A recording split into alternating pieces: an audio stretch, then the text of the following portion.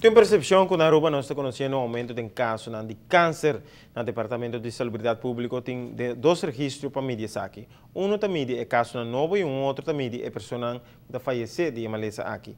Mas remarcar que agora câncer é causa de morte mais alto depois de maleza cardiovascular.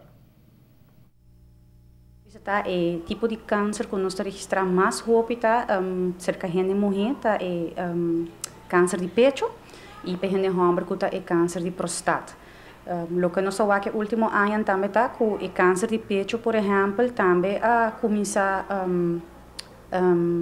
como diz, nem tudo, vira mais rápido, não tanto exponencial. É algum tsunami mais chiquito, mas nós sabemos que é uma tendência que está subindo, mas nós sabemos também, você tem na conta que subida aqui em todo o caso não para a causa que nós temos uma policlínica hoje em dia que nós está detectar casos não também hora de screening roupa mais ligeiro. Detectando a maleza mais trempante tem seu efeito positivo que por tratar mais melhor também. O departamento não recebeu a cifra de 2012 nem 2013 ainda, já que a documentação para que essa aqui tem caminho largo para que chegue a ser canal. Pero a cifra aqui é importante para que tenha a informação correta para por trabalho, né?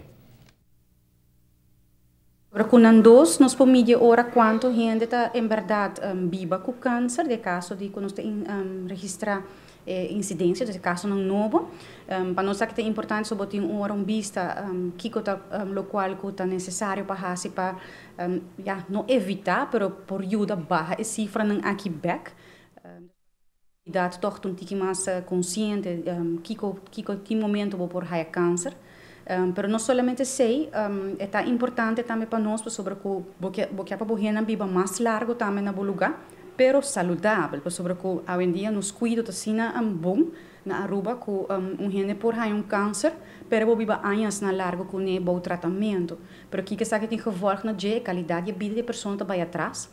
E band je sei, botin ko ake gasto não também de zorgverlening, no? Dus de cuido médico que sa que tá bem com ele ou uma pessoa tá sofre de uma maleza crônica assim é.